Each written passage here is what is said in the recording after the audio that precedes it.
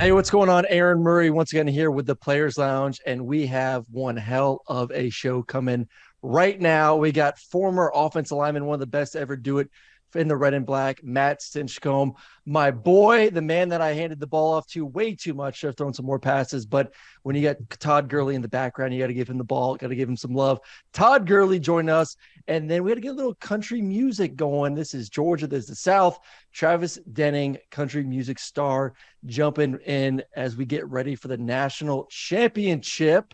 And fellas, before we talk about the Natty or anything like that, we just had New Year's. First of all, Happy New Year's to everyone. And I'll go from Stinch and on down the line. What was everyone doing when the field goal was missed and Georgia won the Peach Bowl? Where were you at? I was in Mercedes-Benz Stadium when it happened.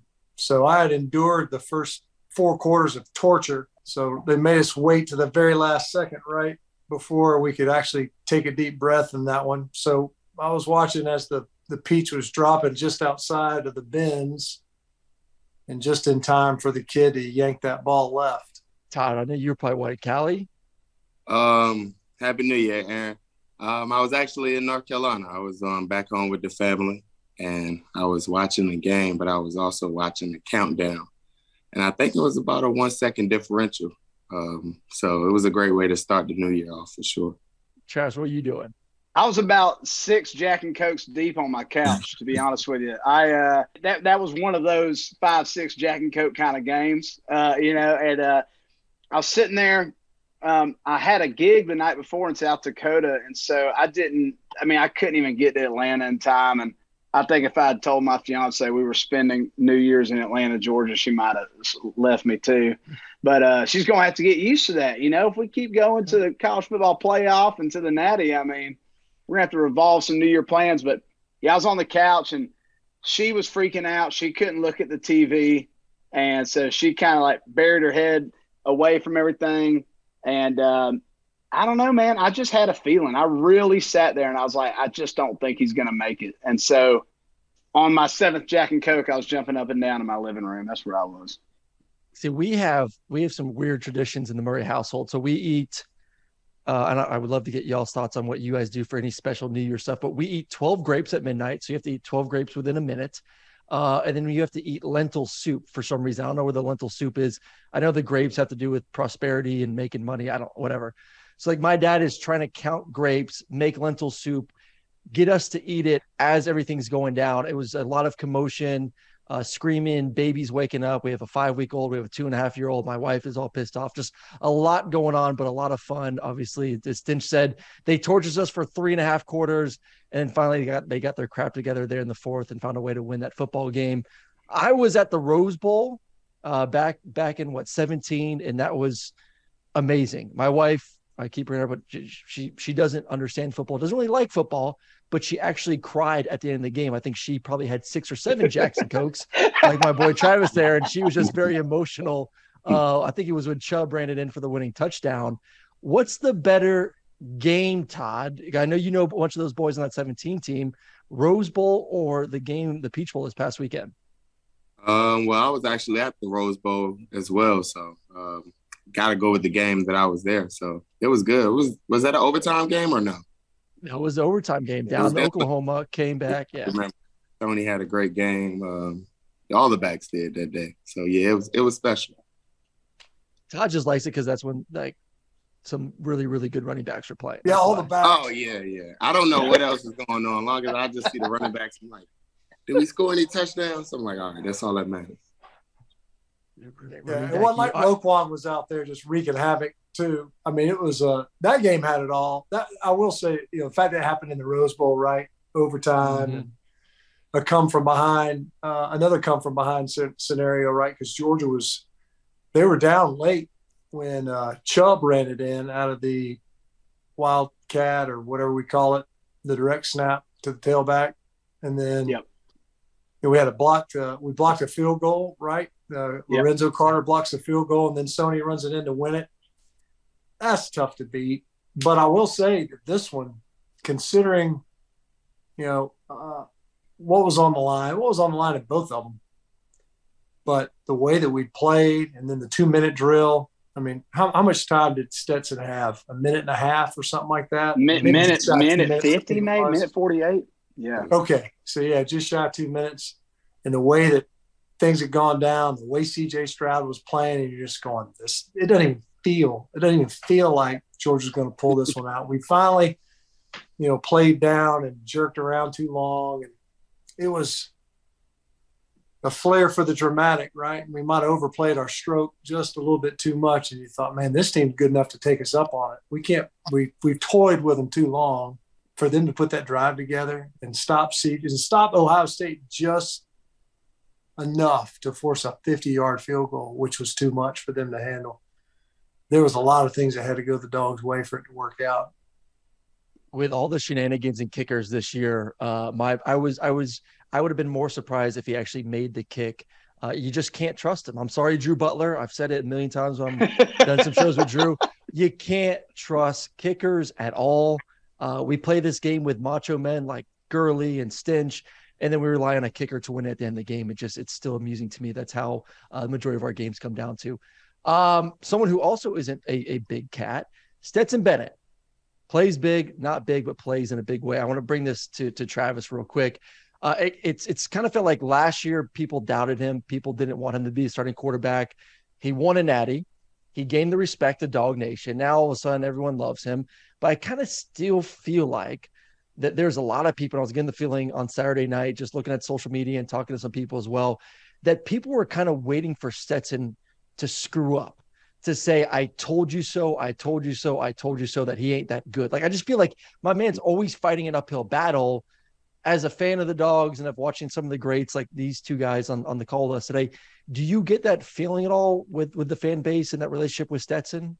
I think now he is so incredibly close to doing something that, first off, nobody's ever done in Georgia history, but just to go back-to-back has never happened in the playoff era. I think, I hope that he clings to some of that, because that chip on the shoulder stuff is great.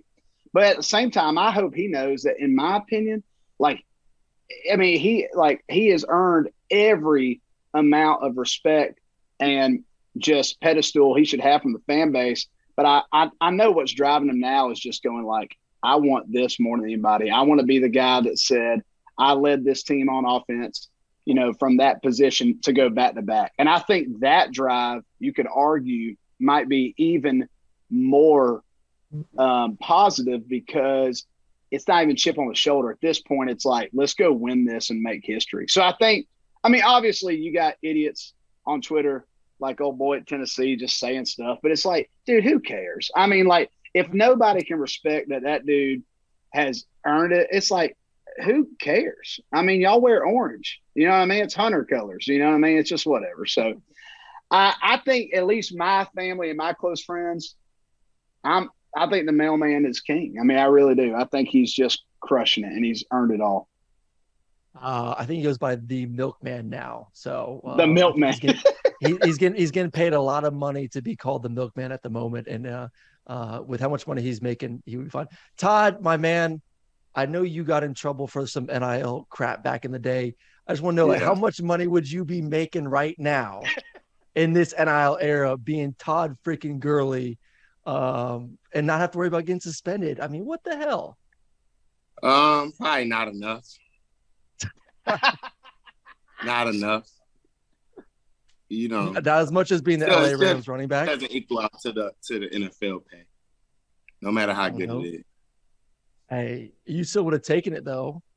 Oh yeah, for sure, definitely. I took it back then, I would definitely take it now. Now, the question is, who would have been your NIL deal with?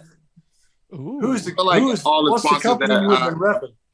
I feel like everybody that I've been with now, just from signing with Rock Nation to represent me. Obviously, being with Gatorade, but being a Bulldog, that doesn't match well, but just having a partner with those guys was amazing. Shout out my BMW crew, my guy Curtis Snyder. He's always out.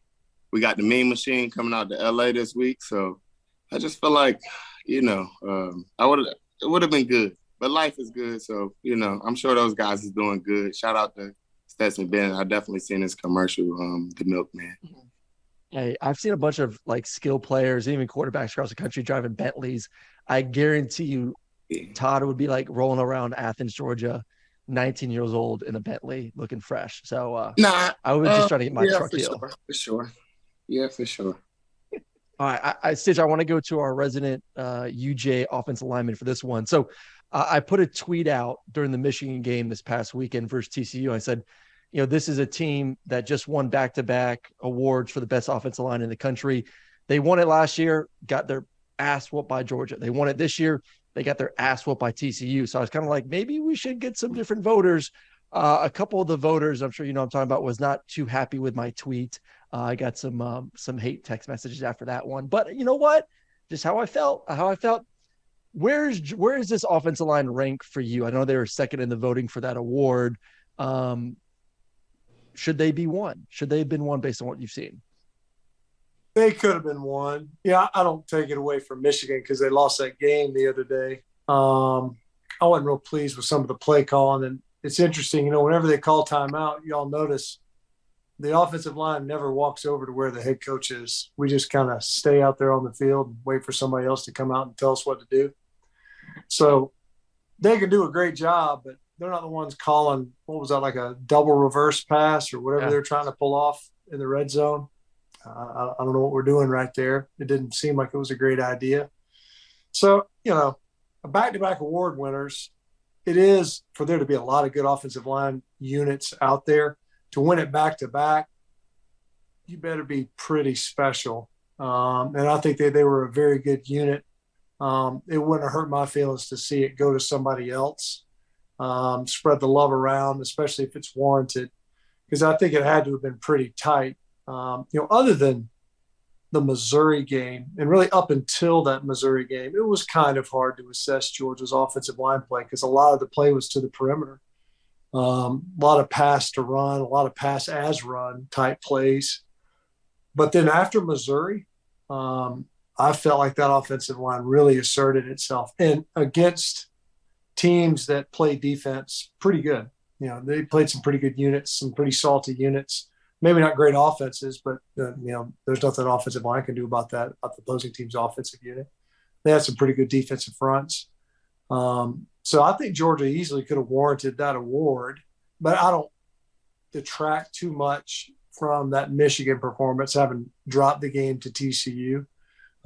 There's not a more difficult, I think, position to evaluate, certainly as a unit to evaluate, because who knows, not backs like Todd. Todd can, make his own hole, but there's some backs that they might be fast, but they can't see the hole to save their life. They got no feel for it whatsoever. You can block your butt off, and the guy behind you is, slamming his face mask into the small of your back because he's just running with his eyes closed. You might rush for 60 yards and have one of your best blocking games of the season. So it's kind of hard. It's really hard to evaluate, I think, that play, and the guys that do it for the Joe Moore Award, especially, they do a pretty darn good job. I mean, they're one of the few people that actually like to watch the offensive line. There's not many human beings out there like that. Sounds awful. I mean, it sounds just like painful to watch offensive line play. It's just not what I want to do. You better be glad you're retired talking like that. I know. I love my big guys. Trust me, I love my big guys. You brought up Todd. I have a quick funny story to talk about Todd. So Todd and Keith came in together, both the North Carolina boys. And I remember they showed up summertime. We're doing like 7-on-7s and drills. And Bobo and the coaches act like they weren't watching. Bobo was taking his laps around the field. But Bobo came to me. He's like, "Which running back do you like?" And I was like, I like Keith. Keith is quick. He looks good on the backfield. Todd is like a bull in a china shop. Like he's just a big kid, biggest butt and legs I've ever seen in my life. But like, I just don't know. First day of practice, first day of pads, Todd runs over 3 dudes for a touchdown. And Bobo looks at me and says, "You will never be a good coach because you do not know how to evaluate talent."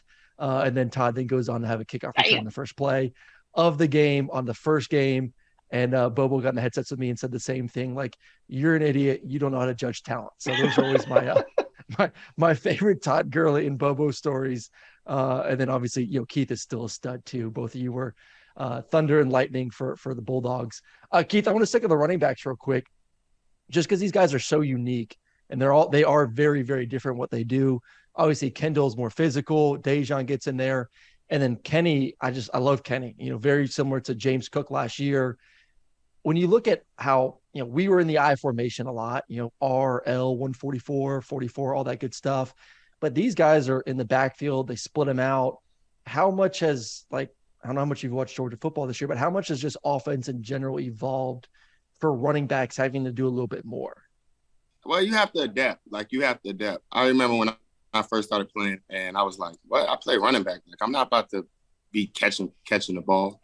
But you always have 11 guys that's after you. But if you can get out there, get in space with a guy one-on-one, that's a no-brainer. You're able to preserve your body. SEC, I felt like we used to just, power offense or whatever it is, and pro style, and just try to run at you, tire you out. But now you have to match with these teams, and I feel like that's why we was probably in a position that we was with Ohio State. Those guys have real talent just as much as Georgia does. So, and then as a running back, seeing that, seeing a guy like Christian McCaffrey or Alvin Kamara that's on the NFL level, for me, it was like seeing Le'Veon Bell. And I was like, wow, the stuff that he was doing out the backfield, him and David Johnson. So I'm like, why wouldn't I not do that? So especially if you can work on it and you got the talent and it's a realistic possibility, but you never know. But you got to have the right coaches that put you in the right position to, bring out the best offensive talent in you, but then also show you things that you might not even know that you had or you was capable of doing. I feel like that's been a lot for my career. I'm like, wow, I didn't even know I can do this type of stuff, but I was just, going with the flow and evolving through time. So Travis got a true glimpse of what a huddle looks like, calling a play back in the day when we actually huddled. I would call a play and I would get what do we call? What's the count? What's the formation? Where are we going? Especially from our boy Orson. Shout out Orson. But Orson was deaf in one ear, so unless he turned his head, he had no idea what the hell I was saying. So I had to make sure I screamed in Orson's right ear, because if it was in the left side, he wasn't going to hear a damn thing. Yeah. Did you ever see Orson would be in a 3-point stance, and if he was on the right side, so on my left side, his right ear, he would turn his head if I was making a check so he could hear properly. It's hilarious. I'm like, damn, Orson, you're going to literally crack your neck, trying to get the check on the line of scrimmage. So, and then the running backs, I'm so spoiled because I'm right beside you as well. So I'm just I can just always ask him. Hey, he Todd, always you were better side to side. You were better than Isaiah Crowell. We were playing Florida, and they're bringing a linebacker blitz. I declared the will. So Isaiah has 1-2. So he has the mic to the nickel. Yeah. I'm like, Isaiah, you got him. Boom, ball snapped. He blitzes. Isaiah runs a flare route. I'm like, damn it, Isaiah, what are you doing? And I just got out of dodge. He just pre-released? And thrown away. Yeah, he just pre-released. It was 60. It was 63 protection. So we declare the will. You got first. Yeah. And I literally told him, you got the mic to the nickel. And he's gone. I'm like, this guy. So you maybe he just thought it was a suggestion, Murray. Maybe he was just like, that's a good idea. I got my own ideas. It's all good. You get the same either way.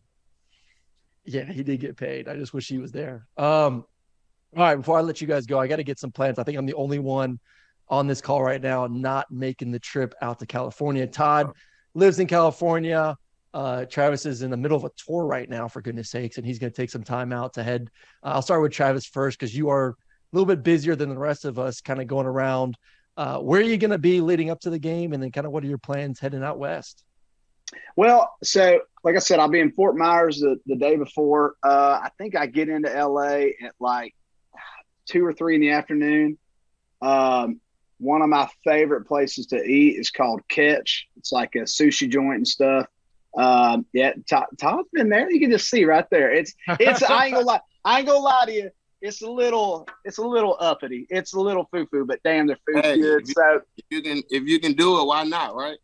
Damn right, baby. They got a rooftop, all these cute little plants everywhere. It's good. But me and Dad may try and go there, and I don't know, might hit the Sunset for a little bit. Rainbow Bar and Grill, nice little rock and roll dive bar, and then day of, man. I mean, apparently you can't do no damn tailgating there or something, but we'll find somewhere. We'll get a cold drink and get started. But what you mean? No tailgate.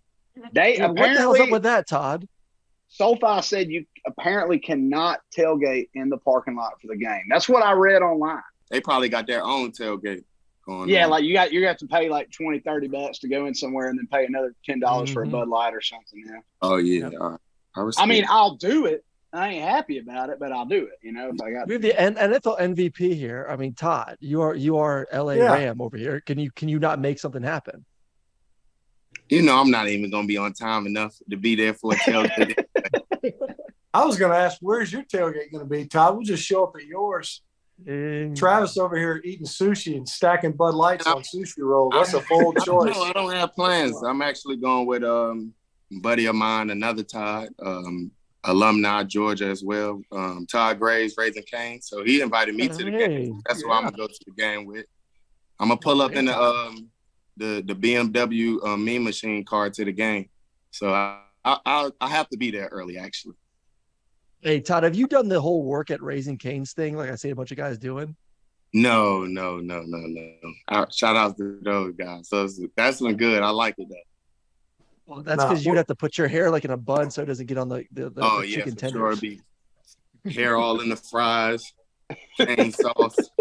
Murray, when you go to the game with the founder of the restaurant, you don't work in the drive-thru. Yeah, you ain't got to work no more. Have you not seen it? Like he has a bunch of guys that they signed deal. Yeah. It's a great idea. Nah, it's gonna be a bunch of dogs. Hell of an idea. Y'all gotta come by the suite, man. I got y'all number. I'll definitely connect with y'all when we at the game. Y'all gotta come by the suite. A bunch of us gonna be in there. Hey, tell Todd Graves to give me some sort of deal so I can tell my wife that I have to head to LA to work so I can go to the game. You need a free caniac. Oh, you can be my tour manager. There you go. You're my logistic guy. Yeah. As long as she sees some sort of money going into the bank account that I wasn't going out there just to get drunk and have a good time while she's stuck at home with a 6-week-old and a 2.5-year-old, then it's a trip that's worth it. Besides the $2,000 plane tickets to go out there, but we won't tell her that. It's not worth it. Stinch, what's your plan? We'll go out there. I'll get out there Sunday. We come back Tuesday. We're staying out Laguna Beach and then coming into the stadium game day. Figuring out where to park. There's nowhere to park. They have worse transit there than Atlanta does. I didn't think that was possible, but apparently they do. Todd knows. Look at him. It sounds like I need a SEAL team to get in and out of there, but we'll get there somehow. Maybe we'll leave at 8 a.m. to get there for the 4:30 kick or whatever. I think it kicks 4:30 local. So I don't want to hear you bitching because the game won't end till midnight our time. So at least you get to enjoy a game and not have to stay up past all of our bedtimes. We'll have time to all go get sushi. Yeah, you'll have time to go get sushi afterwards, and I'll be feeding a 6-week-old at midnight before she goes down. Score predictions, real quick down the line. Start with Stinch. What we got for the Monday night score? I think it'll be 34-21. I think we actually jump on these guys and keep the hammer down the whole time. They'll come back. They seem to come back on everybody. But I think we finally get that 2-possession win. I thought we had a 2-possession win versus Ohio State. It didn't work out. So maybe I should keep my mouth shut. Maybe I should say 34-31, and it'll be a wider margin of victory. No. Don't say that because I already got some money on Georgia covering that 12.5. So. Oh, okay. All right. Well, that was that's a perfect score for you then, pal. Yeah, perfect. I got that 3. All right, Ty, what do you got? I'll say 38, 20, 21, 38, 21. All right. Dogs. Yeah, of course. I would hope so. I'm not going to be that guy. I would hope so. All right, Travis, what you got? So I'm actually pretty close to Todd. I feel like it's going to, in my opinion, I think it's going to be a 2.5 possession game. TCU scores something in garbage time. So I'm thinking 38-24. I think there's going to be some field goals. And I mean this with all the respects in the world. I think TCU's awesome. I think their story's great. I just have a feeling that we watched the national championship on New Year's Eve. That's just my opinion. And I think Georgia is one game away from going back to back, and there's going to be we match up so much better with them, and I think it's going to be awesome. Yeah, I'm with you. That game versus Ohio State was the natty, and who knows? I mean, if they can get into the fourth quarter, maybe they can make it close. I just don't see that happening. They're just better on both sides of the football. So, all right, fellas, safe travels. I'll be jealous. Send me some pictures of the sushi. Send me some pictures of the stadium, Canes, all that good stuff. Matt Stinchcomb, Todd Gurley, Travis Denning, thank you guys. And once again, safe travels and go Dogs. Go Dogs. Go Dogs. All right, Mary. Go Dogs. Appreciate you.